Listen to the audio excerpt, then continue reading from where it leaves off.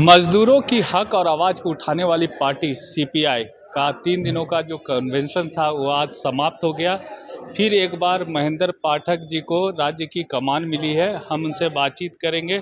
क्या कहेंगे? फिर एक बार आपको कमान, आपके जो कार्यकर्ता है, जो आपके नेता है, वो आपको भरोसा दिखा रहे हैं। कैसे देखते हैं? जरूर 3 साल के कार्यकाल में हमने कोशिश किया कि पूरे राज्य के अंदर साथियों को जोड़ करके लेके चलने का, हमारा किसान और मजदूर की जो एकता है, जो संगठन है, उसको मिला करके चलने का। इसीलिए पार्टी के साथियों ने दोबारा हम पर विश्वास जताया है। झारखंड में जल जंगल जमीन की हिफाजत के लिए, यहाँ की खनिज संपदाएं हैं जो लूटी जा रही है, उसे बचाने के लिए और झारखंड में मजबूत कम्युनिस्ट पार्टी का निर्माण कर 2029 में लोकसभा और विधानसभा में लाल पताका फहराने के लिए जो जिम्मेवारी हमको मिला है, उसको बखूबी हम पूरा करने की कोशिश करेंगे।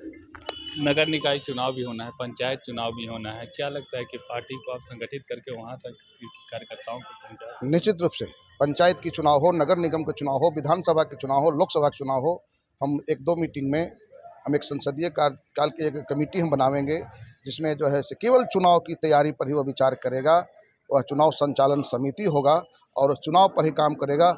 और चाहे वो पंचायत का हो, नगर निगम का हो, लोकसभा या विधानसभा हो, उस काम करने के लिए एक टीम तैयार करेंगे और 2029 में लाल पताका फहराने के हम प्रयास करेंगे। किसानों का आंदोलन को लेकर लगातार आप देख रहे हैं, एक तरफ नगरी का मुद्दा है, दूसरा हजारीबाग में पूर्व विधायक अम्बा प्रसाद जिस तरह से आंदोलन कर रही हैं, किसानों की बात किस तरह से आप देखते हैं? निश्चित रूप से झारखंड के अंदर जो खनिज संपदा है, उन खनिज संपदाओं पर कारपोरेट घराने की नज़र है।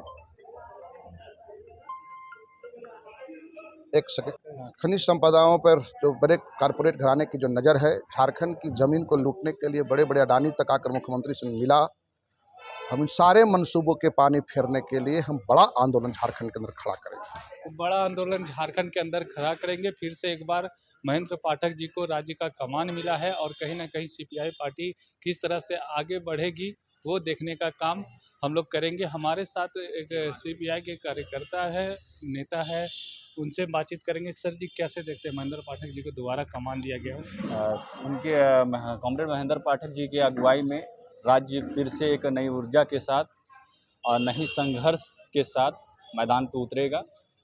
जो बातें सत्ता पक्ष या विपक्ष के द्वारा सदन में नहीं उठाई जाती है, उसकी लड़ाई अब सीपीआई ज़मीन पे लड़ेगी। और चूँकि आज 45 सदस्यीय राज्य परिषद का गठन किया गया और 21 सदस्यीय आपका कार्यकारिणी का गठन दिया गया। मैं आभार व्यक्त करता हूं कि मुझे दोनों में इन्होंने नामित करते हुए उनका सदस्य बनाया और मुझ पर विश्वास जताया।